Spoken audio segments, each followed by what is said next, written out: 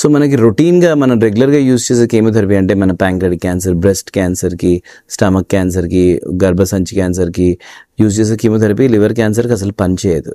ఎందుకంటే మనకి ఆ లివర్ ఆ లెవెల్ ఆఫ్ కీమోథెరపీ డోసెస్ తట్టుకోలేవు. అండ్ అంత లెవెల్ డోసెస్ ఇస్తే లివర్ ఫెయిల్ అయిపోతుంది. అండ్ దట్టు ఈ పేషెంట్స్ చాలామందికి అండర్లయింగ్ లివర్ డిజీజ్ ఉంటుంది, అంటే లివర్ చెడిపోయి ఉంటుంది ఆల్రెడీ రకరకాల కారణాల వలన, ఆల్కహాల్, హెపటైటిస్ వైరసెస్, లేకపోతే ఫ్యాటీ లివర్ వలన లివర్ చెడిపోయి ఉంటుంది.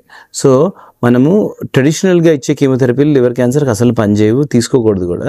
మనం ఇప్పుడు లివర్ క్యాన్సర్కి ఆఫ్కోర్స్ ఎర్లీ స్టేజ్లో అయితే liver transplant, liver surgery, then TACE, TARE, microwave ablation లాంటి చాలా మంచి మంచి ట్రీట్మెంట్స్ ఉన్నాయి.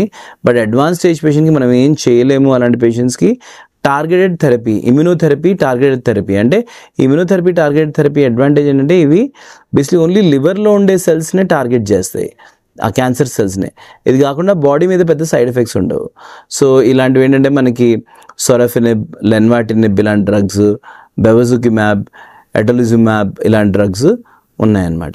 అఫ్కోర్స్ కానీ ఏంటంటే మనకి ఈ క్యాన్సర్ పేషెంట్స్ కొంచెం అడ్వాన్స్ స్టేజ్ వచ్చాక ఈ మందుల వలన లైఫ్ ప్రొలాంగ్ అవడమే కానీ క్యూర్ అయ్యే ఛాన్స్ ఉండదు.